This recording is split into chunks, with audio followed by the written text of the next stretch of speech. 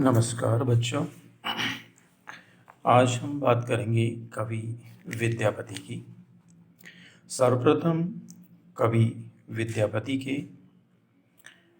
परिचय के बारे में बात करते हैं।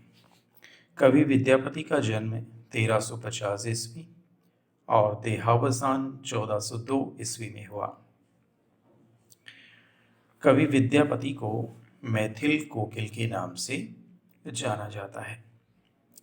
विद्यापति के पिता गणपति ठाकुर स्वयं भी कवि थे। विद्यापति को काव्य सर्जना का कार्य विरासत में प्राप्त हुआ है। उन्हें साहित्यिक वातावरण तथा साहित्य और शास्त्र के अध्ययन की सुविधा प्राप्त हुई। विद्यापति मिथिला के राजा शिवसिंह के दरबारी कवि थे। राजा शिवसिंह ने उन्हें अपना हितैषी मित्र, बंधु, सहचर तथा अपने दरबार का अमूल्य रत्न घोषित किया था। विद्यापति संस्कृत के प्रकांड विद्वान थे तथा अपभ्रंश और मिथिला भाषा से प्यार करते थे। अब बात करते हैं विद्यापति ने के ग्रंथों की। विद्यापति ने संस्कृत में दुर्गा भक्ति तरिंगिणी, वर्ण कृत्य, शैव सर्व स्वासार आदि नाम के ग्रंथों की रचना की। अपभ्रंश में उन्होंने कीर्तिलता, जिसमें राजा शिवसिंह की प्रशस्ति और यश का गायन किया गया है। कीर्ति पताका में राजा शिवसिंह की यशोगाथा का गुणगान किया गया है। कवि विद्यापति ने मैथिली भाषा में अपने काव्य की सर्जना की। विद्यापति ने जिन पदों की रचना मैथिली भाषा में की, वे सारे पद पदावली में संग्रहित हैं। इस संग्रह के अधिसंख्य गीत श्रृंगार रसपरक, भक्ति भावना परक तथा थोड़े से पद अन्य विषयों पर हैं। श्रृंगार परक पदों में राधा कृष्ण नायिका नायक के रूप में उपस्थित हैं, जिनके बहाने विद्यापति ने मिलन, विरह, वैसंधि, नस्वार, शिव आदि का मनोहारी चित्रण किया है। भक्तिपरक पदों में शिव, दुर्गा, गंगा, गौरी आदि की स्तुतियां भी उनके द्वारा की गई हैं। अन्य पदों में मिथिला के लोक जीवन की विद्रूपताओं को अंकित किया गया है। विद्यापति का मूल भाव श्रृंगारिक रहा है।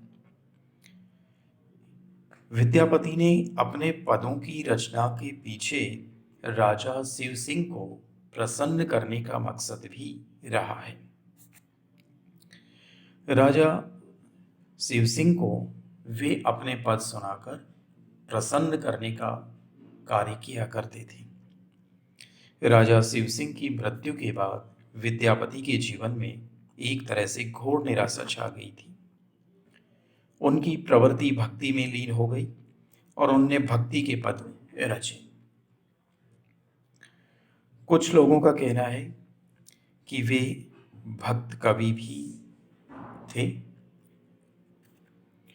आचार्य शुक्ल ने विद्यापति के काव्य की मूल चेतना को श्रृंगार ही माना है। उनकी पदावली से स्पष्ट है कि विद्यापति सौंदर्य, श्रृंगार और यौवन के कवि हैं। विद्यापति ने अपने पदों में सौंदर्य की जिस अलौकिकता का सृजन किया है, वह जयदेव के गीत गोविंद से प्रभावित है। पदों में भाव माधुर्य, कल्पना वैभव तथा संगीतात्मकता, कोमलकांतता के कारण विद्यापति को मैथिली का जयदेव भी कहा जाता है। गीति काव्य की दृष्टि से विद्यापति का काव्य उत्कृष्ट है। वे कृष्ण भक्त कवि हैं, पर मुक्तक काव्य के क्षेत्र में उनका स्थान बहुत ऊंचा है। दरबारी कवि होते हुए भी विद्यापति के पदों में जन जीवन का आकर्षक वर्णन मिलता है। कुछ भक्त कवि तो विद्यापति को रहस्यवादी कवि भी मानते हैं। विद्यापति